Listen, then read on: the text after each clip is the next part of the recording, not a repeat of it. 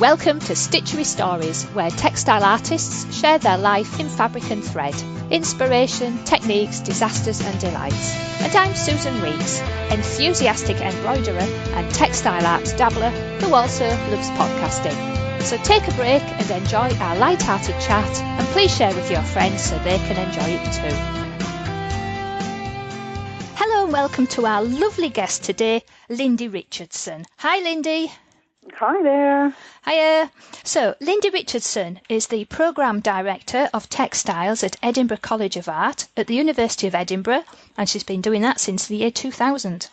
She studied embroidered and woven textiles at Glasgow School of Art in the 80s, followed by a master's at the Royal College of Art in London in tapestry. Teaching has always felt like a good vocation to her, and she is enthusiastic to a fault and absolutely passionate about all things stitched. At ECA, she teaches textiles in its widest sense, with students being open to any and all possibilities with textiles, from learning to spin their own fibres, dye, knot, knit, print, to the specific love of Lindy, which is embroidery.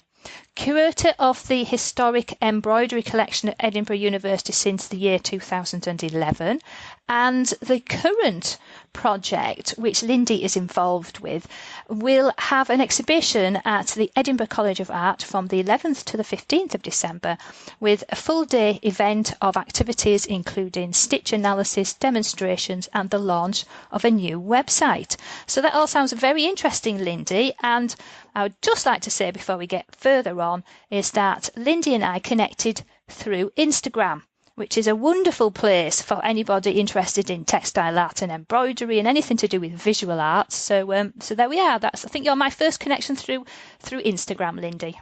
Wonderful, great.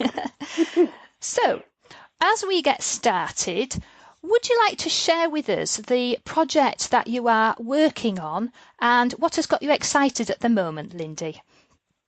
Okay, so the project I'm working on just now, the nub of this project is the Needlework Development Scheme, and I suppose I need to introduce what the Needlework Development Scheme is. It was set up by J&P Coates in 1934, J&P Coates being the yarn manufacturer down in Paisley.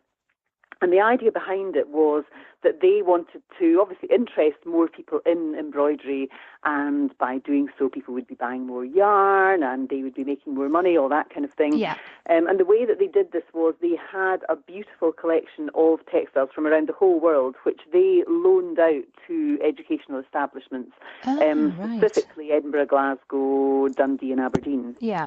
And the project that we are working on just now, in 1961, they disbanded this wonderful scheme which had created publications and all sorts of different things, and they gave these embroideries out to lots of different organisations and communities, and one of them was Edinburgh College of Art. Right.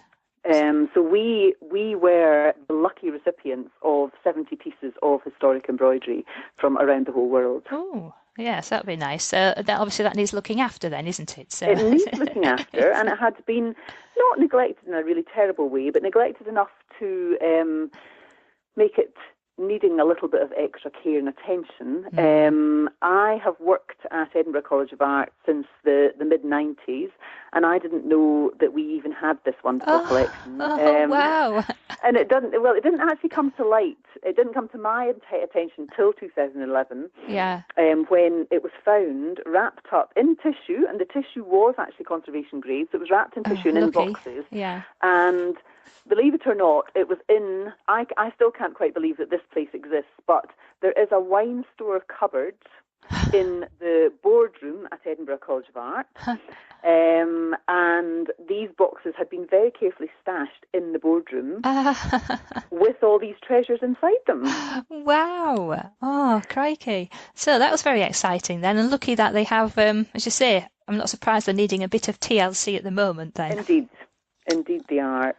So the project that I'm working on just now is giving them, is they're the central focus, and their tender loving care is the central focus of the project. So we are making beautiful mounts for them. It's been funded by the Heritage Lottery Fund. Right, lovely. Under a scheme called Stories, Stones and Bones. So it's for the Year of Archaeology and heritage and history or something like that. Yeah. And they've funded us to work with the community Right. to help to conserve this beautiful collection, Yeah. and then to inspire people to want to stitch, to understand a little bit more about stitch, and to understand about the care of such things as this collection itself. So that was quite a long-winded way of saying what gets me excited about this. Yeah, but I can see why you're excited, and I can tell you're excited about it as well. And there's a lot of prongs in there, isn't there? There's the actual care of the collection. Yep. There's the kind of understanding the pieces within the collection. Yeah. And then there's this kind of community aspect as well to kind of get people involved. So 3 definite prongs there. So, quite a wide-ranging project. Yeah, there are 3 separate prongs, but I think that the main thing is that the prongs all come back into the central thing, which is this collection itself. Yes. So the collection, keeping the collection at the centre of the project has always been key to all of my kind of aims and objectives. Has always been come back to the collection. So it's very easy to get carried away with the excitement of actually making your own embroidery and learning the stitches and all these things, but we keep coming back to the collection and using it to as a reference point, as a point of inspiration, and just to look at how the stitches are actually done. Yeah, fantastic. So how did you, you've kind of bit in your bio there, it's obviously something you've studied, so how did you kind of get interested in embroidery and textile art, Lindy, and how did that lead you to your role today? To my current role? Well, as a child, I was obsessed about craft and anything making. Like lots of lucky people, I had a grandmother who was always sewing and made all of her own clothes, made clothes for us. And then at the age of about 12, I think I decided that I would like to make my own clothes, and I suppose I never quite stopped. My favourite thing to do on a Saturday was to go into town with my mum and my granny and try and persuade them to buy some more material for me so I could make more outfits, endless soft toys. I think I made more of a collection of rag dolls and soft toys than any other child in and around Edinburgh. I was like ridiculously enthusiastic about craft. And then eventually I went to art college. Yeah. With an aim at that point of becoming a potter. I thought, I know so much about textiles and art, there's no point in me doing anything. I should do pottery just for a change. Yeah. But I only managed a year of foundation, and they were all saying, Lindy, you must do textiles. It's just ridiculous. Why don't you? So I did do textiles. I went to Glasgow School of Art, and I studied embroidered and woven textiles there, which I absolutely loved. In my graduation show, I showed some tapestry, some embroidery, and a table full of cakes. Cakes? So I was an unusual student, but like I am now, probably my enthusiasm was the thing that drove everything. I tried and tested absolutely everything and loved the whole experience. And I then went on to the Royal College of Art in London, where I was in the tapestry department, which at that point was part of the textiles area, but was very much textiles fine art direction. So we were using all sorts of different media. And my final show there was completely focused around embroidery. There were still cakes there, but it was very much exploring the potential of machines like the Shifley machine and the Irish machine, along with hand embroidery and a whole range of mixed media and things like that. So I loved all of my studying. I did quite a bit of freelance work with all sorts of different people, and then I began to teach part-time. And I suppose I always knew that teaching was what I really wanted to do, because I love to share what I do all the time. And I love to help other people to see the joy of making and stitching. And that's a lovely thing, isn't it? The sharing and getting other people to take part and to learn and to, as you say, share the joy, because it is a very joyful occupation. So absolutely. And I would think anyone that's tuned in to listen to a podcast like this already knows a bit about the joy. It's just such a wonderful medium, and it's so immediate and so restful. I mean, it just gives me everything. It gives me colour, it gives me texture, it gives me all these wonderful, wonderful things. Fantastic. So, therefore, what was the inspiration and drive behind setting up this current project? How did that come about? So it's obviously had lottery funding, and where did it start from, and what keeps you inspired and moving forward with it? Yeah, I'd done before the project I'm working on just now. I'd done quite a bit of work with what we called reciprocal apprenticeships. So I was taking my students, my undergraduate students, along with people who would be probably expert amateurs, I would describe them as. So people who maybe would go to the guilds, the Embroiderers Guild, Quilters Guild, and we brought these two groups together. And we kept, again, the NDS as our central focus. So we used it as our kind of like central thing to keep everything, glue it all together. Yes. And we did a little bit of conservation work, and then we did lots of photography and some drawing. And we then asked our students who were becoming more proficient with Photoshop and digital media to help to teach, to facilitate our guild members in learning a little bit about Photoshop, doing some manipulation with the photographs and the drawings that they had done. And then we did some digital printing. So that was really exciting to see the guild members who were terrified of technology, to see them beginning to see the potential behind what they could do with digital print and textiles. Right, so that's a nice skills transfer, say, between two really different groups. Lovely. And then we got the guild members to teach the students traditional stitches. Yes. Which again, and things like crocheting and a little bit lace making, the kind of things that they may not always have the opportunity to learn in the textile department because it's so busy and there's so much to cover. Yes, that's right. That was where it started, right. And I was really keen to develop this, to broaden it further out into the community. Yes. So I'd tentatively done a little bit of work with a group called The Welcoming, who work with migrants and refugees in Edinburgh. Yeah. And I wanted to really involve them. And I had the intention to take these wonderful treasures and somehow take them to a place where these things would never, ever reach. Right. So I identified the Scottish Prison Service. Oh. And after a lot of meetings, I can imagine. I ran some workshops actually in the prison as well. Right. And managed to work with a group of men prisoners and a group of women prisoners with the collection. Right. Now that's a very interesting twist to the story, isn't it? So how did that go? Did it go well? It went really well. It was absolutely fantastic, and it's I learn from everything that I do. I mean, we all learn from everything that we do, but I suppose that I absorb everything that I'm doing all the time, and I'm always questioning what I'm doing and trying things again. So I worked with the refugees, I worked with the guild groups, I worked in a local secondary school, and what I really noticed was that for the prisoners, as well as they were absolutely delighted that I took the collection in and that they were able to handle and study pieces that were, maybe 19th century, pieces that were 18th century. They took part in the conservation of these pieces as well, which they were really delighted with. But I think one of the things that really came across to both of them and surprised them and surprised me was how therapeutic the exercises of just embroidering became for them. It was wonderful, absolutely wonderful.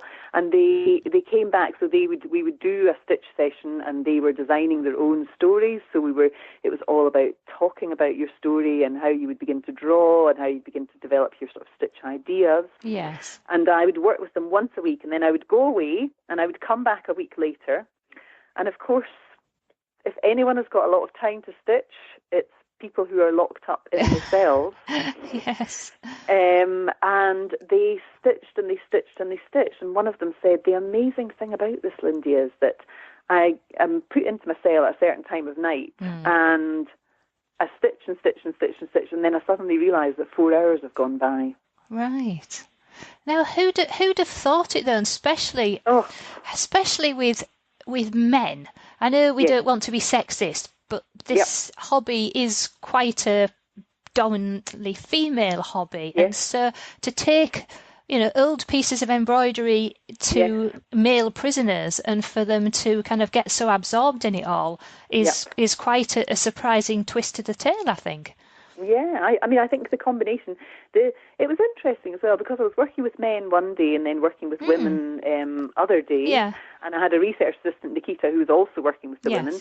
And it was great because there's a lot of camaraderie in the prison. Yes. But they are reasonably competitive with the women, so they would be saying, "Oh, how are the women getting on then? How are the women getting on?" And then similarly, the women would be saying, "Oh, are the men really rubbish at this? Are they really bad at it?" You know, and I'd be saying, "Oh, girls, you're going to really up your game now because there's some amazing things going on at the men's class." So it was great. It was really, really great fun, very inspiring. I found it very inspiring to go into the prison and have a different approach and a different attitude to what these exercises were all about. Yeah, brilliant. And I suppose with the refugee and the immigrant groups as well, did any kind of what's the word? Ethnic's the wrong word, but traditional styles of embroidery from other places, did any of that kind of come out in any of the work? Well, that's such an interesting question. So the other thing that we were doing with this project was we were working with the National Museum of Scotland, and they also have part of this big Needlework Development Scheme. They were gifted a large part of it also in 1961. And so I've been working with Lisa Mason, who is one of the curators down there. And we took the group of refugees and migrants down to the big centre where they hold all of the collection that's not on display. Yes. And they brought out some traditional pieces of embroidery which had been part of the NDS that were from some of the areas that some of the refugees had come from. Right. So that was a really lovely thing to see and to discuss. And I think that the people that we were working with weren't wanting necessarily to use traditional stitches from their own country, but were more interested to look at the breadth of different stitches and different approaches to embroidery that they could see in the collection. That's one of the beauties of the collection. It comes from all across the world, not just from the UK. Yes, yes. Oh, it sounds like an absolutely wonderful resource then. So right. Oh, it's wonderful. Yeah. Wonderful.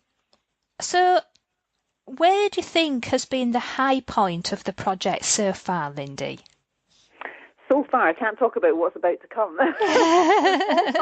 so far for me. We'll get to that bit at the end. What's about to come? Yeah, there have been a few highlights. You know, there was one of the highlights. So we've tried. One of the things that I really wanted to do was integrate the communities. So rather than just me in the middle of it, working all around these different communities, one of the things that I wanted to do was try to integrate. So we had guild members and volunteers that came and worked with, as an example, the schools and with the group of migrants and refugees. Right. And the group of migrants and refugees and these women that came on a regular basis and worked with them, I discovered, one of them said, "Oh yes, it's fine, I can pick up these feedback sheets or I can hand over these things or something, because we're all going to Margaret's for our lunch. We're going for soup and sandwiches to Margaret's." So one of the guild members hosted some of the refugees and migrants in her house to come and have like a little lunch at the end of the project. Oh, right. So the groups themselves have kind of integrated and melded as well. Integrated and they've gelled.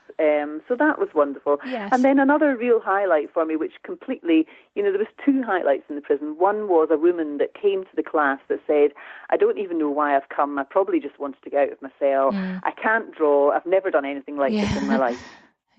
And after about 5 or 6 weeks, she couldn't put her embroidery down. She finished her piece before everybody else, and she started another piece. Her mum said, "Oh, I'll bring you some things in, I'll get some kits and things." She said, No, I don't want kits. I need to do all the designing and all the drawing myself because it's so much more satisfying. Fab. Wow, that's music brilliant. to my ears. So Absolutely. That was one highlight. And then another highlight was when one of the men prisoners said to me very seriously one day, "Do you know, Lindy, when I get out, I think I want to come and be one of your students." Oh, lovely. And honestly, I just was like overwhelmed. I just thought how wonderful that something like this has, inspired someone enough to think that's where I want to go. That's what I want to do with my life. Yeah, give them some inspiration to change their path and go and do something totally different. And also, I think, to be able to firstly acknowledge that, and secondly, can you imagine the stick that you're going to get for saying, oh yeah, I'm going to go and study embroidery at college? You know, it's like, wow, it's not the thing to say, is it really, in that kind of environment, I shouldn't no, imagine. I suppose not. Yeah. Oh, good. So there have been lots of highlights. Fantastic. And then obviously there's some more to come, so we'll get onto that in our closing aspect. Brilliant. Yeah. Now, you said that the preserving and looking after the collection is the centre point of this project. So, would you like to share with us some of the challenges that have been faced when working with these textile archives? Okay, so the challenges quite often are interventions that have maybe happened before you've got to the collection. Right, yes. So someone who has very kindly thought, the best thing for us to do is to wash all of these and press them. And there's a sharp intake of breath with wash them. What are you thinking about? There have been a few moments of these kind of things. One of the worst things is the sellotape. So there have been some pieces that have been taped down onto bits of board, which are... It's excruciating to see it. You just look at it and you just think, ouch, ouch, ouch, this is painful to look at this poor textile like this. We have a beautiful Georgian waistcoat where the embroidery is entirely intact, but the silk is disintegrating. Right. So there are things like that have been really challenging. Yes. I suppose fitting it in around my real job, which is about teaching. And although this is teaching, this is the research aspect of my job, which is a much smaller part than the teaching and the organisational element of my job. Yes. That's been really difficult to manage. And one of the greatest challenges has been getting things in and out of the prison.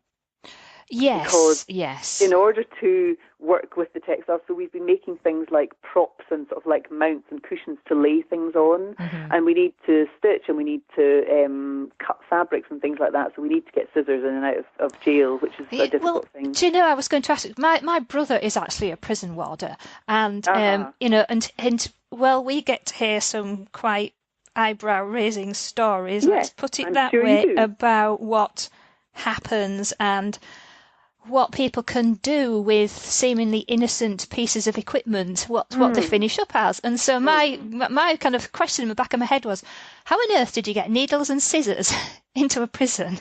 We count them all in and we count them all out. Yes. We count them all in, we count them all out, and these things are done under supervision. Yes, absolutely. So, just an interesting side point there. But another challenge to the project, isn't it? You can't just turn up with a basket full of stuff. Yeah, the thing is that all of the material that we use has got to be archival quality, so that's all a lot more expensive.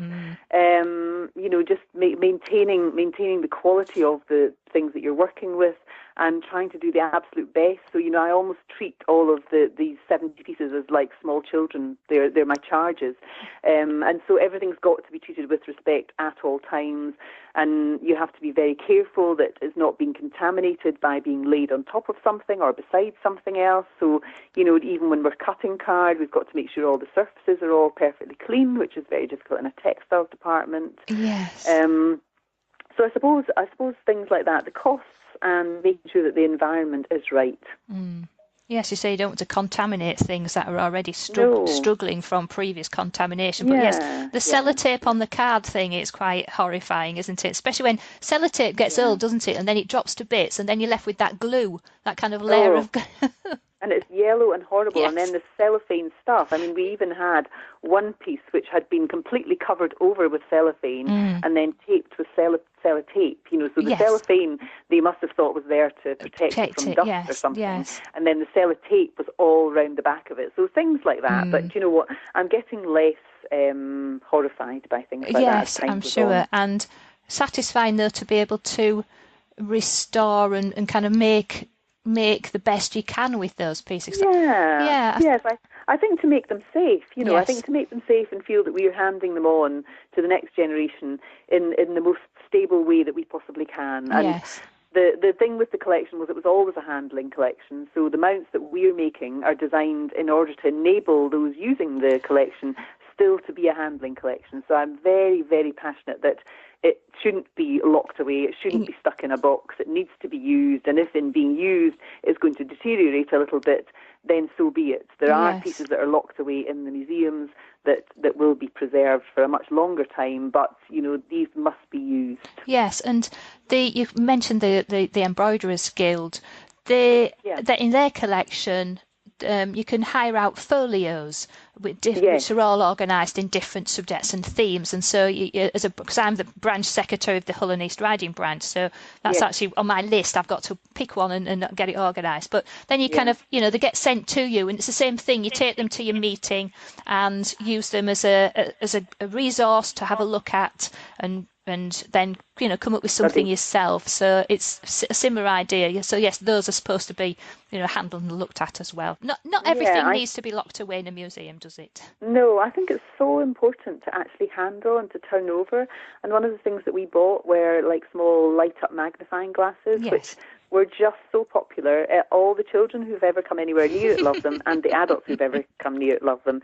But to actually be able to turn the pieces over, look at the back of them, look at the side of them, look at the top of them, really important. Yes.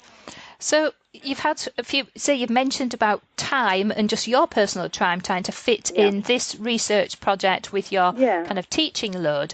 What has been the general time scale of the project as a whole, Lindy, and kind of how much time have you got left? Have you got a deadline, or is it an ongoing thing?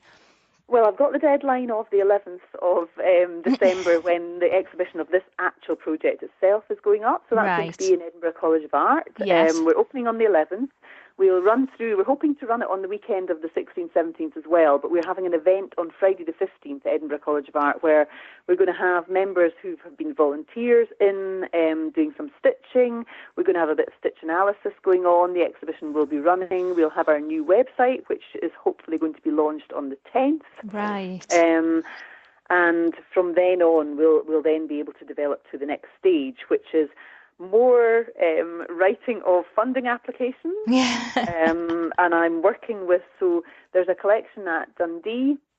I'm working with the curator of the Dundee collection, with the curator of the collection down at the National Museums of Scotland, with Aberdeen and with Glasgow, and we're hoping to extend it right down because these collections are in all sorts of different organisations right down to the V&A in London. So, I have great ambitions to reunite the 3,500 pieces that were distributed in 1961. I would love to somehow reunite them, even if it's only online.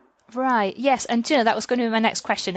Is there any chance any of this will all be reunited? 3,500 pieces, that's some quantity, isn't it, that's been distributed around. Does everybody know where they all are? Do you know where they all are? I do have. I've done quite a lot of research. I've done some research down at the Clothworkers down in London, and I have got a list of where they are. I have been able to identify a few places that know that they definitely have them. Yes. There's a large collection at the V&A, the National Museum of Scotland, all the Scottish colleges, and they're in all sorts of different places. The Women's Institute was gifted some, the Towns Women's Guild in Ireland was gifted some, lots of smaller places, so Portsmouth, Plymouth, there's different museums and galleries that have been gifted collections all over. So I'd really like to try to track them all down properly and to begin to list things, to photograph them, and to try and reunite them in some kind of presence. Yes, absolutely. And I suppose maybe keep an eye on and see what state, not meaning a bad state, but what the status of some of the other pieces are as well. Yes. Absolutely, and possibly to initiate some of these same sorts of activities where local communities can get involved in kind of conservation workshops and outreach workshops and try to develop the whole thing and build it so it's ready to be fueled. Yes, it's very, very, very interesting work, and what a lovely project you're involved with, Lindy. Yeah, no, it's wonderful. I feel really fortunate that we came across it and that it has spawned so many wonderful things. Yes, so, I was going to say, really lucky. You must feel blessed. I do. I feel very lucky. I do feel very lucky that and I can bring it out and show people and say, look at this. And I keep discovering new things about it. So I I'll go into the boxes and I know what the Chinese robe looks like. I was putting stuff up on Instagram about it today. I know what it looks like. And then I'll turn it over and I'll find another thing in it. And I'll just think, oh, I've never seen this before. Yes. And I've looked at it so many times. Fresh pair of eyes, absolutely. Yeah. Now, you were saying that people have been doing their own stitch stories. So are those the pieces that are going to be in the exhibition? Are they all done now, or is that still all progressing? Right. They are nearly all finished, and yes, they are what will be in the exhibition. And we've all worked to the 25 centimetre square format. Right, so, perfect. There are a collection that have been done in the prison, collection that was done with our migrants and refugees. Some of the school children's ones are going to be in there. And myself, my research assistant and our workshop assistant have also done their own stitch stories in amongst that, plus the guild members too. So there's a really rich kind of like collection of different people stitching their own stories, which is exciting to put them all together. Brilliant. And that's the exhibition at the Edinburgh College of Art on the 11th to the 15th of December. Right, well, sadly, I don't think I'll be getting up to Edinburgh. I'll send you images. And I'll keep posting everything on Instagram. You'll be able to see it on the blog. And, of course, they will be part of what will be this new website. Perfect. Right. So that's and you've actually given me the address. You know the website address for that already. So that will be in your. We know the. Yeah. So that'll be in the notes. embroideredstories.ed.ac.uk. I think that's it. That's right. Yeah, that's what I've got there. So great. Brilliant. So most of those are finished now. So that's been a good outcome from the project as well. Yeah. So you mentioned a bit about project goals for next year.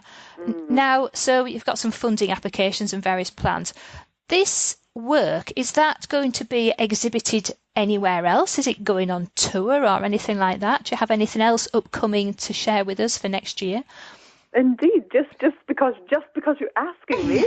In actual fact, our plan is that it's going to go to the Scottish prison, so it's going to go to Edinburgh Prison, right? Into their visitor area there, because like so many things, our prisoners have been able to create these pieces, but they can't share them with their families. No. So the idea is that we're going to take this small exhibition to the prison as well, so it will be in the prison too. Oh, lovely. That's a nice thing as well. And when's that going to happen? And that will happen in January. Yeah. And then we are going to do a selection of the pieces that were in the exhibition. And we've already made conservation grade mounts for some of these. And some of these will then be absorbed into our main collection. So, it won't be a lot. It won't be all the exhibition, but some pieces we will hold in the main body of all of our collections. Well, that's lovely as well, because then it's a kind of a living thing once more, isn't it? Yeah, it hasn't just it's stopped. Recorded. It becomes part of the collection. Right. Oh, that's absolutely fantastic. Well, I can't imagine how lovely it is to work on something so satisfying as this. It really is, as you say, a wonderful project. And it's been so lovely to see the progress of what's been going on. As I say, via Instagram is particularly where I've noticed that. And you have posted lots of images on there and keeping us all up to date with what's going on as well. So that's really good.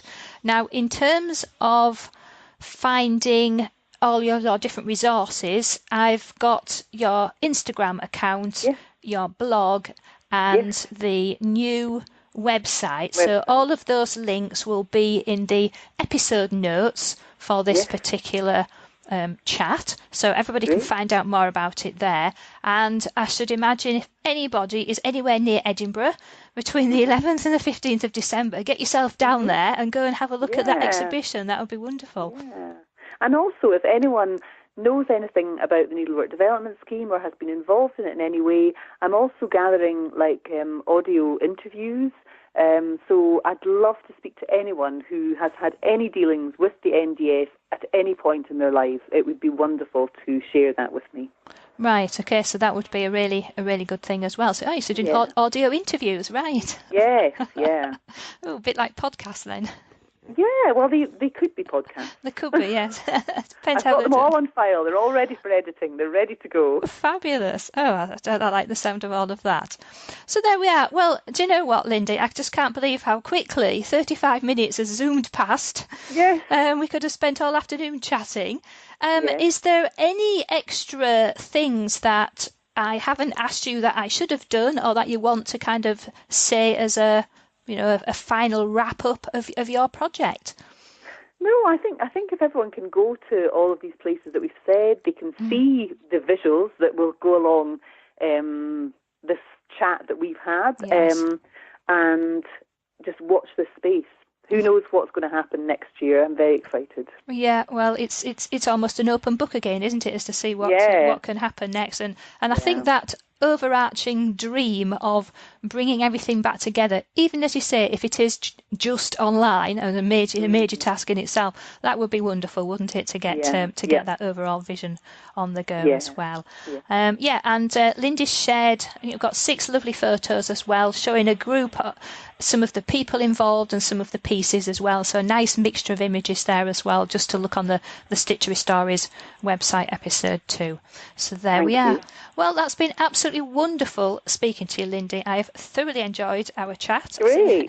And it's just fascinating, and I'm so pleased that we hooked up via Instagram. And just a quick shout out to anyone listening. If you're interested in involved in a project like this or any other kind of textile related project, community kind of work, I'd love to have a chat with you. And also other textile artists and embroiderers, please raise your hands, come and have a chat with me. I'm not scary. And we've actually had people writing in as well, asking for various artists to be featured. So that's lovely as well. So keep on sending those in. It always helps and saves me some research. Right. Well, thank you very much, Lindy. That's been fantastic. Brilliant. Thank you so much. That was just great. And it was such a pleasure to talk to you. Thank you. It's been an absolute pleasure. Thank you. If you liked this episode and want to hear more, then please join the Stitchery Stories fan club so you can get an email when a new episode is released. It's a quick and easy way of listening and of keeping up with any news and offers from our lovely guests. Please visit stitcherystories.com to join the fan club. Of course, if you have iTunes, then subscribe there to automatically get new episodes, and why not leave us a review and rating whilst you are there. So that is the end of our Stitchery story for today. So keep stitching, keep smiling, and keep creating your very own Stitchery stories.